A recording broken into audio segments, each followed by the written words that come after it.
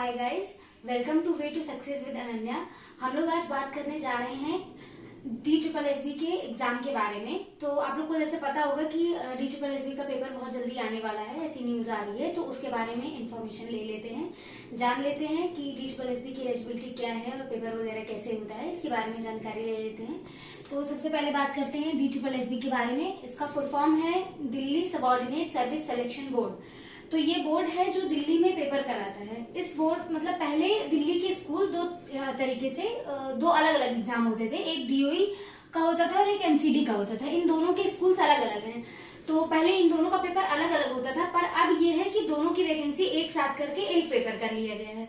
तो फिलहाल इसकी एलिजिबिलिटी के बारे में बात करते हैं PRT के लिए। आज हम सिर्फ PRT की एलिजिबिलिटी के बारे में बात कर रहे हैं। तो PRT में एलिजिबिलिटी के लिए सबसे इम्पोर्टेंट ये है कि 12th पास होना चाहिए आपका 50% के साथ। इसके अलावा डिप्लोमा होना चाहिए जिसमें DLED है, BTC है, BLED है और BEd भी है। लोगों को, स्टूडेंट्स को इसमें कंफ्यूजन आती है कि PRT में BEd है कि नहीं है। तो इसमें BEd भी एलिजिबल है, BEd वाले भी PRT का फॉर्म भर सकते हैं आराम से। इसके बाद बात करते हैं CTET के बारे में। तो CTET का पेपर 1 आप लोग जानते हैं, PRT के लिए पेपर 1 इंपॉर्टेंट होता है।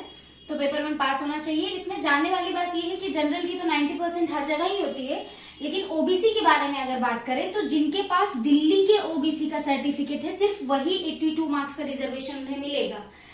अदर स्टेट के OBC को भी 90 मार्क्स चाहिए होंगे CTET के पेपर 1 में। अगर आपके पास दिल्ली OBC का सर्टिफिकेट है और आपके 82 मार्क्स हैं तो आप चल जाएंगे। लेकिन आप अगर अदर स्टेट्स हैं तो अदर स्टेट में 82 मार्क्स चाहिए होता है OBC के लिए, लेकिन वो दिल्ली में मान्य नहीं होगा।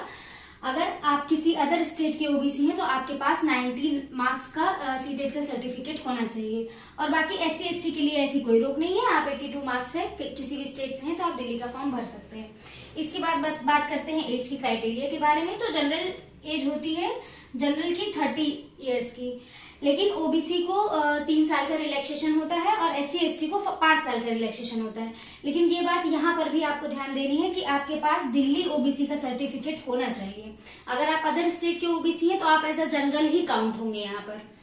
बाकी कोविड के बारे में बात कर लेते हैं। तो कोविड के लिए यहाँ पर कोई रिलैक्सेशन नहीं दिया गया है। ये थी आपकी आज DSSB के PRT के पेपर की इंफॉर्मेशन। अगर आपको अच्छी लगी हो, आप इसके एग्जाम पेपर पैटर्न के बारे में जानना चाहते हो, क्या आता है, कितने नंबर का आता है, क्या पेपर पैटर्न है, इंटरव्यू होता है या नहीं होता है, नेगेटिव मार्किंग वगैरह, ये चीज आप जानना चाहते हो तो मुझे कमेंट करके जरूर बताइए। मैं एक वीडियो एग्जाम पैटर्न पर भी ले आऊंगी आप सभी के लिए। अगर वीडियो अच्छी लगी हो तो उसको लाइक करिए, शेयर करिए और सब्सक्राइब करना ना भूलिए। Thank you.